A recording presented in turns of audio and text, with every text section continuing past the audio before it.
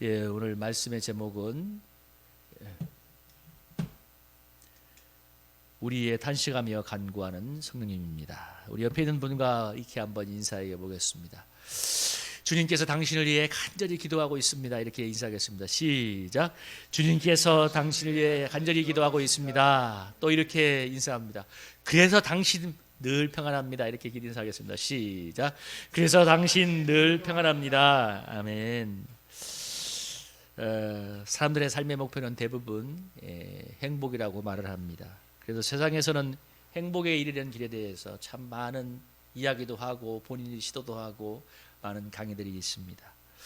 석가모니가 불행을 생각이 너무 많기 때문이라고 얘기했고, 그래서 불가에서 108번뇌라고 얘기하잖아요. 너무 번뇌가 많기 때문이고, 또 그것은 번뇌가 많은 것은 욕심에서 나온다고 해서 욕심을 버려야 행복하다고 말을 했습니다. 그래서 여러분, 스님들이 산속에 들어가서 세속과 단절하고 수행을 하는 이유가 그런 것입니다. 세속에 찌든 욕심을 단절하고 마음을 비우고 번뇌를 비우기 위해서 그런 건데요. 그래서 요즘 나는 자연이다가 참 많은 사람들의 노망이라고 하잖아요. 자연 속에 들어가서 유유자적하게 사는 삶. 불행의 원인이 생각이 많은 것이고 그 근원이 인간이 욕심이라는 말은 사실 보편적으로 맞는 말이죠. 뭐 성경을 떠나서 석가모니의 가르침을 따라서 보편적으로 맞는 말인데, 그래서 사실 너무 많은 생각과 또 여러 가지로 가득 찬 마음, 근심, 여러 가지 부정적으로 가득 찬 마음을 풀어내고 비워내는 것은 행복한 삶의 이치기도 합니다. 그래서 여러분, 우울증 환자에게 가장 의사가 내리는 먼저 처방이 뭡니까? 땀 흘리며 운동하세요. 좀 하루에 1시간씩 운동하고 걸어다니세요. 왜? 땀을 통해서 좀 발산을 하는 것이죠. 그것을 생각들, 마음들을 풀어내라는 것이죠. 요즘 젊은 사람들이 정신자리 많은 이유가 생각을 해보니까 놀이문화가 인터넷이 없던 전에는 다 사실 오프라인이었는데 사람과 사람이 만나서 서로 이야기하고 뭔가 몸을 부딪히고 이게 놀이고 삶의 관계 속에서 모든 것이 다 풀어지는 시대였는데, 요즘은 사실 혼자 놀기에도 전혀 지겹지 않은 세상입니다. 왜?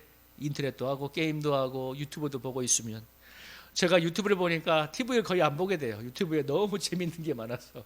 저도 그럴지인데 얼마나 많은 사람들이, 또 손에 있는 휴대폰이 얼마나 간편하고 접근성이 좋습니까? 근데 중요한 건 이것이 재미는 줄 수 있는지 몰라도 인간 본연이 가진 관계 욕구를 풀어내지는 못한다는 것이죠.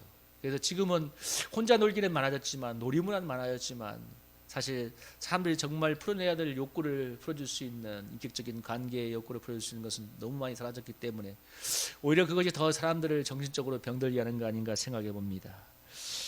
사실 사람이라는 존재는 너무나 복잡하고 오묘한 존재라서 사실 마음을 풀어내는 게 너무 중요하지만, 생각을 풀어내는 게 너무 중요하지만, 너무 복잡하고 오묘한 존재이기 때문에 내가 무엇을 원하고 무엇이 문제인지 진정한 자기에 대한 성찰이, 아니면 지식이 부족하다는 것도 사실 더 큰 문제입니다. 내가 어떤 사람인지 무엇을 원하는지 자신에 대한 정확한 성찰만 있을 수 있다면 수많은 관계의 갈등, 인생 문제에 대해서 많이 해답을 얻을 수가 있을 것입니다. 무엇보다 본인의 문제를 본인이 풀어낼 수 있기 때문에 불행한 이 삶의 고리를 끊어낼 수 있을 것인데요. 문제는 본인도 잘 모른다는 것입니다. 저도 결혼을 하고 자녀를 키우고 50대가 되니까 이제 내가 좀 어떤 사람이고, 내가 어디가 문제구나 하는 것을 조금은 알겠어요. 그러니까 전에는 그저 열심히 하는 게 답이라고 생각했는데, 참 그런 나의 모습을 보는 주님의 마음은 얼마나 답답했을까요? 그게 답이 아닌데, 너는 그저 열심히 하는 게 답이라고 하는데, 아니, 주님은 인격적인 관계와 더 깊은 주님과의 영적인 교통을 원하시는데, 그렇다고 생각할 때 얼마나 이거 세상에서의 삶의 방식을 똑같이 목회에 끌어왔던 것이죠. 저의 삶에. 여러분, 우리가 잘 아는 다른 사람은 배신해도 저는 절대로 주님을 배신하지 않겠습니다. 베드로가 얘기할 때, 여러분, 예수님이 그랬잖아요.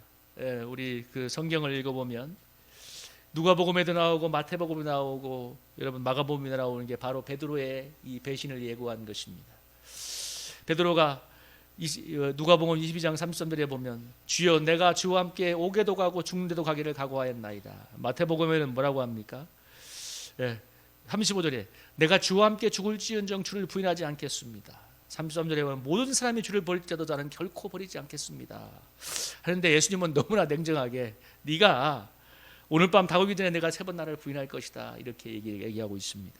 그러면서 누가복음 22장 31절에 32절에 보면 뭐라고 하냐면 내가 너를 위하여 내 믿음이 떨어지지 않기를 기도하였으니 너는 돌이킨 후에 내 영제를 굳게 하라. 여러분, 베드로는 그날 밤에 예수님을 3번 부인할 거라는 주님의 예고가 있음에도 불구하고 여러분 마태복음의 말씀의 순서를 보세요. 네가 나를 오늘 밤 다결구 전에 3번 부인할 거야. 34절에 얘기했는데 예수님이 베드로가 뭐라고 받아칩니까? 주님, 저는 죽을지언정 절대로 주님을 배신하지 않을 겁니다. 베드로는 주님을 향한 자신의 충정과 진심을 믿었습니다. 근데 틀린 말이 아니에요. 정말 맞는 말이에요. 아니, 베드로는 진심이었어요. 근데 문제는 뭐냐면 베드로가 자신의 인간이 가진 연약함을 몰랐고 또 32절에 31절에 보는 것처럼 사탄이 그 인간의 연약함을 얼마나 간교하게 파고드는지 사탄의 간계를 몰랐다는 것입니다. 여러분, 사탄이 너를 뭐라고 합니까? 밀가부르듯이 밀을 이렇게 우리가 키에다 까부르는 것처럼 너를 요구하고 있다. 그러니까 사탄이 볼 때 영적으로 무지한 자신의 연약함을 모르는 베드로는 어떤 존재예요? 그야말로 물가부르듯이 갖고 놀 수 있는 존재라는 거죠. 그래서 예수님이 내가 너를 위해서 믿음이 떨어지지 않기를 간절히 기도했다고 얘기하는, 그날 밤에 큰 소리 치는 그 베드로를 볼 때 주님의 마음이 어땠을까? 여러분, 오늘 이 로마서 8장 20절 때 우리를 위해 우리 연약함을 도우시기 위해서 탄식하며 기도한다고 했잖아요. 주님의 마음으로 탄식하지 않았을 거예요. 아이고, 이 무지한 것아, 사탄이 너를 밀가부에서 청구하고 있고 네가 그 연약함을 못 이겨서 몇 시간 되면 나를 3번 부인할 건데, 그런 말이 끝나자마자 주님, 저는 죽을지언정 주님을 부인하지 않을 거예요. 막 입에 침을 튀면서 베드로가 진심을 얘기할 때, 여러분, 주님의 보는 마음이 얼마나 탄식이 나왔겠습니까? 그래서 주님이 그 믿음이 떨어지지 않기를 간절히 기도했고, 그리하여 베드로가 큰 소리쳐서 무너져 내렸지만 주님이 다시 그를 일으켜 세워주시고 그가 다시 주님 나라를 위해서 쓰임받아 주셨습니다. 사실 베드로가 언제 쓰임받았습니까? 그렇게 크게 무너진 다음에 내 연약함을 너무나 뼈저리게 아니까, 그래서 정말 무릎으로 사는 그리스도인이 되어서 주님만 전적으로 은혜만 의지하는 사람이 되었을 때 주님이 사용해 주었죠. 여러분, 신대원에서 함께 공부했던 목사님이 저한테 졸업하기 전에 이런 유명한 말을 했습니다. 목사님, 훌륭한 목사는 없어요. 다만 무릎 꿇어 기도하는 목사가 있을 뿐이에요. 했는데 참, 두고두고 맞는 말이다. 여러분, 베드로에게도 똑같은 말이고 저와 여러분에게 똑같은 말이 아닐까요? 여러분, 이 잠언서에 이런 말이 있습니다. 여러분, 우리 잠언서 28장 25절 26절 같이 한번 읽어볼까요? 한번 읽어보겠습니다. 시작. 욕심이 많은 자는 다툼을 일으키나 여호와를 의지하는 자는 풍족하게 되느니라. 자기의 마음을 믿는 자는 미련한 자요 지혜롭게 행하는 자는 구원을 얻을 자니라. 여러분, 잠언서 28장 26절에 자기의 마음을 믿는 자가 미련한 자라고 합니다. 여러분, 베드로가 이 말씀의 길을 자기의 진심이 무너지는 걸 경험하지 않았으면 이 잠언서 말씀이 눈에 들어왔겠어요? 자기의 마음을 믿는 자는 미련한 자다. 사람들은 여기 자기의 마음을 정말 철석같이 믿고 자기의 결심한 바를 따라서 살아간다고 애를 쓰지만, 여러분, 아주 유명한 우리 속담 있잖아요. 작심삼일이 있잖아요. 작심삼일. 사람이 얼마나 연약한 존재인지, 그러면서도 연약한데 얼마나 무지한 존재인지, 이 두 가지가 보는 거예요. 연약한데 무지하기까지 한 거예요. 무지하기까지. 그러니까 예수님이 볼 때 베드로의 그 모습은 뭡니까? 정말 사단이 밀가부르는, 기도하지 않을 수 없는 존재인 겁니다. 탄식하며 기도하지 않을 수 없는.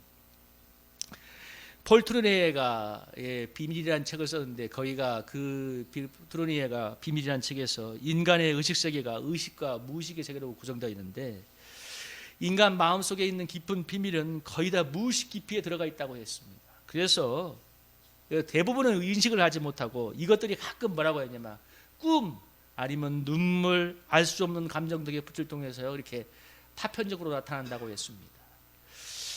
이 말은 무슨 말이냐면 우리 마음속 깊은 무의식은 우리 자신도 사실 무의식에 깊이 들어가게 되어 잘 모를 때가 많다는 것이죠. 그래서 헬리나 우엔이 뭐라고 했냐면 고독과 외로움이 하나님을 깊이 만나는 가장 좋은 통로라고 말했습니다. 왜냐하면 고독과 외로움 속에서 자기를 성찰하고 들여다보기 때문에 사람들은 정말 너무 이 고독과 괴로움을 견디기 힘들어하지만, 그러므로 바쁘게 살거나 아니면 어떤 일에 몰두함으로써 고독과 괴로움을 벗어나려고 몸부림을 치지만 사실 그 자리가 자기의 모습을 가장 하나님 앞에 볼 수 있는 자리이기도 합니다. 현대는 점점 고독과 여름을 잊어버리기 위해서 사람들은 길을 가도 스마트폰을 보고 버스를 타도 스마트폰을 보고 심지어 카페 하며 담소를 나가도 여러분 스마트폰을 봅니다. 여러분 저렇게 카페 한번 가보시면 특별히 여자분들이 담소를 나눌 때 젊은 아가씨들이 이야기를 하면서도 카톡을 하고 있잖아. 이야기를 하면서도 정말 그 신명기에 뭐 길을 갈 때나 앉을 때나 주의 말씀을 묵상하라는 그 말이 이렇게 응할 줄은 몰랐습니다. 스마트폰을 보면 사람들이 점점 더 진정한 자기 상처에 사라지고 인간의 표면적인 욕망과 생각을 따라 살아가는 존재가 되었습니다. 오늘 왜 성령이 말할 수 없는 탄식으로 우리의 연약함을 가지고 기도하는가? 연약한데 뭐예요? 무지하다는 거예요. 특히 나에 대해서 자기의 마음을 믿고 살아간다는 말입니다. 제가 언젠가 운전하면서 가다가 하나님께 이렇게 불평을 한 적이 있습니다. 하나님, 주님 저는 이렇게 열심히 하는데 왜 이렇게 잘 안 됩니까? 그럼 대답 좀 해보세요. 제가 어떻게 해야 되겠습니까? 하는데 제 마음에 주님이 떠올랐던 감동이 뭐냐면 정말 너무 딱 한마디로 떠올랐어요. 야, 제발 너 나하고 좀 대화 좀 하자. 저는 내가 이렇게 열심히 목회하는데 왜 이렇게 안 됩니까? 하니까 주님이 뭐라고 하냐면 내 마음에 줬던 감동이 제발 나하고 대화 좀 하자. 제가 그 말하다가 뻥 터지고 웃고 말았습니다. 주님의 저를 향한 대답은 뭐였어요? 아니 너 혼자 그렇게 한다고 이렇게 하지 말고 좀 나하고 대하고 인격적으로 나와 교통하며 좀 가자는 얘기인데, 그러니까 저는 열심히 하는 행위 자체를 세상에서 갖고 있던 솔루션을 가지고 와서 목회를 하면서 저는 달리고 있었지만 저를 향한 주님의 음성은 대화 좀 하자는 것이었습니다. 여러분, 주님이 왜 저와 대화 좀 하자고 말씀하셨을까요? 저와 인격 대 인격으로 만나서 기쁜 영적인 교제를 나누고 싶었기 때문일 것입니다. 그리고 나의 영혼을 만져줌으로써 정말 거기서 부르는 진정한 치유와 자유와 평안을 누리게 하고 싶었고, 그래야 뭐예요? 우리 양떼들에게 또 만나는 사람들에게 뭐예요? 주님이 주시는 이 놀라운 은혜, 정말 진정한 깊은 치유, 평안, 안식을 나누어 줄 수 있기 때문에 정말 주님이 좋은 것을 주고 싶은데 저는 뭐예요? 목회는 그저 열심히 하는 거라고만 생각하고 있으니 주님이 그런 나를 보는 주님은 뭐예요? 야, 정말 답답하다. 탄식이 안 나왔겠어요. 우리 주님이 천국에서 저를 보시며 기도할 때 뭐라고 했겠습니까? 주님, 하나님 아버지, 우리 장목사는 열심히 한다고 날마다 저렇게 혼자 이렇게 하는데 좀 저와 대화를 좀 할 수 있도록 좀 영적인 눈이 좀 열릴 수 있도록 깨달음이 있게 하여 주옵소서. 좀 인격적으로 교통하는 목사가 되어서 양들의 음성도 들어주고 그들의 마음을 어루만져주고 나의 좋은 것을 나누어주는 목사가 되기, 이렇게 기도하지 않았겠어요? 저는 그렇게 이 성도님, 하나님 아버지, 우리 성도들에게 이런 일이 이루어지게 해주고 이런 축복 있게 하시고 그렇게 일방적 통행적으로 기도를 했지만, 우리가 주님과의 교제를 통해서 우리 영혼을 깊이 어루만지는 하나님의 손길을 체험할 때 우리는 진정한 치유와 회복을 경험할 수 있습니다. 그래서 자신의 진정한 모습을 대면하는 게 그렇게 중요한 것입니다. 여러분, 베드로가 그렇게 큰 소리 치다가 바로 그날 밤에 뭐예요? 그야말로 속된 말로 그냥 박살이 났기 때문에 뭐예요? 정말 그 어떤 것보다도 힘든 시간이고 수치의 시간이었지만 자기의 연약함을 깊이 좀 뼈에 시릴 만큼 대면하는 시간이 되었을 것입니다. 왜냐하면 그래야 베드로 같은 사람은 뭐예요? 정말 뼈에 시리게 들어가는 거야. 왜? 그날 밤에 그 말이 나오자마자 뱉었다. 그날 밤에. 여러분, 그래서 베드로가 뭐예요? 그 다음에 주님 앞에 나갈 때는 그렇게 큰 소리 안 쳤겠죠. 주님, 정말 저 연약합니다. 두렵습니다. 주님, 저의 믿음을. 사실 베드로가 그 밤에 자기의 연약함을 알았다면 뭐라고 기도했을까요? 하나님 아버지, 솔직히 저는 두렵습니다. 정말 무슨 내가 주님 앞에 시험이 될까 두렵습니다. 저 연약함을 불쌍히 여겨주시고 지켜주옵소서. 이게 맞는 기도였죠. 죽을지언정 주님을 부정하지 않을 거예요. 사탄이 얼마나 좋아했겠어요. 아이고 그래, 내가 너를 한번 먹어줄게. 내가 너를 한번 오늘 내가 한번 보내줄게. 저는 너무 힘들고 거친 삶을 살다 보니 연민이라는 것에 대해서, 그러니까 어려운 삶을 이겨내는 삶을 살다 보니까 연민이라는 감정을 받아들이는 걸 너무 싫어했습니다. 그러니까 자기 연민 이런 걸 아니 너무 싫어했어요. 씩씩하게 살아가는 것을 좋아하는 캐릭터였는데, 물론 뭐 어려운 삶을 살아가는데 그게 참 중요하죠. 그러니까 근데 목회를 하고 청소를 하면서 하다 보니까 나도 모르게 내 자신에 대한 처량함도 있고 연민도 들고 비교하는 마음, 자존심 상하는 것, 제가 평소에 잘 느껴보지 않으려고 허용하지 않았던 감정들이 점점점 올라오는 것을 많이 느끼고 있습니다. 근데 중요한 건 전에 같으면 이걸 갖다가 그냥 쳐내버리고 얼른 이렇게 믿음으로 달려가야지. 이게 인생의 모토였기 때문에. 근데 주님이 이런 내 모습을 이제 인정하고 대면하게 함으로써 하나님의 치유하시는 손길에 대해서 깊이 느끼게 하고 있습니다. 내 자신의 감정을 있는 그대로 느끼고 인정할 때 비로소 그 감정을 주님께 정확하게 토해낼 수 있다는 사실을 기억하시기 바랍니다. 그러니까 대부분의 사람들은, 그래서 목사님들도 조심해야 될 게, 너무 성도의 마음이 지금 너무, 저도 그렇고 너무 지금 어려워 있을 때 그 마음이 충분히 본인도 저 사람도 공감할 필요가 있고, 그래야 그 감정을 제대로 토해낼 수 있을 거거든요. 다. 그 다음은 저절로, 그 다음엔 주님의 은혜가 밀려와서 치유가 일어나는 것인데, 사람들은 너무 빠르죠. 저도 그렇고. 저의 문제는 안 느끼거나 받아들이지 않으려고 했던 것입니다. 여러분, 제가 자기 연민을 받아들이지 않는데 자기 연민에 힘들어서 하는 사람들의 마음이 받아들여지겠습니까? 내 마음을 안 받아들이고 있는데 다른 사람의 마음을 느끼겠냐고요. 근데 대부분 모든 사람 성도들에게는 연약함을 만져줘야 되는 것인데, 그런 날을 바라보는 주님의 마음은 얼마나 답답하겠습니까? 자기의 마음도 받아들이지 않고 있는데, 그러면 다른 사람의 마음에 대해서 가장 옆에 있는 사람의 마음에서 공감하거나 받아들이는데 정말 무정한 사람이 되게 하는 거죠. 그러니까 내 자신의 감정을 인정하고 받아들이는데 인색하니까 다른 사람에 대해서 그렇게 하는 것입니다. 그래서 제가 아까 얘기한 것처럼, 기도가 나의 바람을 투사하는 기도가 되었던 게 이런 거였구나. 여러분, 제가 한번 예를 들었죠. 지금 예수양남교회 향남에 있는 그 정갑신 목사님이, 중학생이 딸이 하도 안산 그 시내에서 버스 다니면서 아빠 욕을 하고 담배를 피우니까 너무 부끄러워서, 하나님 우리 딸을 변화시켜 주십시오. 제가 부끄러워서 목회를 못하겠습니다. 변화를 위해 기도하니까, 기도하는 순간 하나님께서 가장 먼저 줬던 감동이, 너는 딸의 변화를 위해서 기도하지 마라. 너는 딸의 아픔에 대해서 조금 더 이해하려는 마음은 없고 그저 변화되기만을 바라고 있구나. 여러분, 저의 기도, 여러분의 기도가 그렇게 될 수도 있고, 근데 여러분, 주님이 저를 만지심으로써 조금은 사람들의 연약한 마음을 만질 수 있는 인격적인 마음의 상태를 따라 기도하게 하고 있습니다.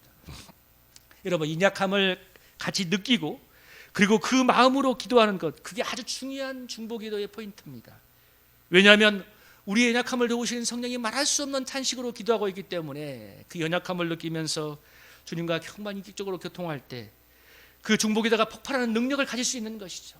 그리고 그 주님의 은혜를 체험하게 될 때 뭐랍니까? 다른 사람의 아픔에 대해서, 연약함에 대해서 정말 같은 마음으로 느끼면서 기도할 때, 여러분, 그 기도가 능력이 있지 않겠습니까? 우리 같이 청소하고 있는 우리 송순임 목사님이 기도를 많이 하는데, 그분이 기도를 많이 하다 보니까 하나님이 이런 은혜를 주었어요. 그분에게는 특별히 은사인데, 다른 사람의 마음이 그냥 전이가 되는 겁니다.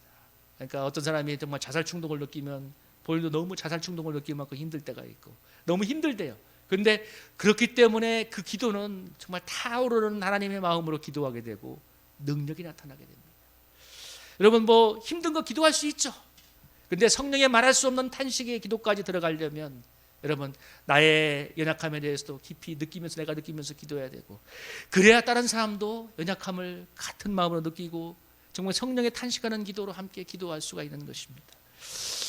어제 우리 독일에서 25년간 선교하다가 귀국해서 지금 세종에서 지금 작년부터 목회하는 그 동기, 우리 신대원 친구 목사가 저 어제 서울에 와서 저를 만나고 갔는데, 본인은 오늘 설교를 안 한대요. 그래서 우리 어제 송파에 와서 만났는데, 그런 독일에서 이방 땅에 살면서 이방 문화 속에서 외로움을 너무나 뼈저리게 느꼈기 때문에 이 인격적인 교제에 대해서 아주 너무 갈망도 많고 그거에 대해서 열심을 내요. 그래서 그는 외로운 사람들, 아니면 고립되어 있는 목회자들에 대한 긍휼이 저절로 있습니다. 그래서 우리가 상상할 수 없는 열심으로 그런 사람들을 많이 찾아다니고 많이 위로를 해줍니다. 작년에 온 다음에 한 몇 달인가 있다가 한번 통화를 했는데 저한테 이런 얘기를 하는 거예요.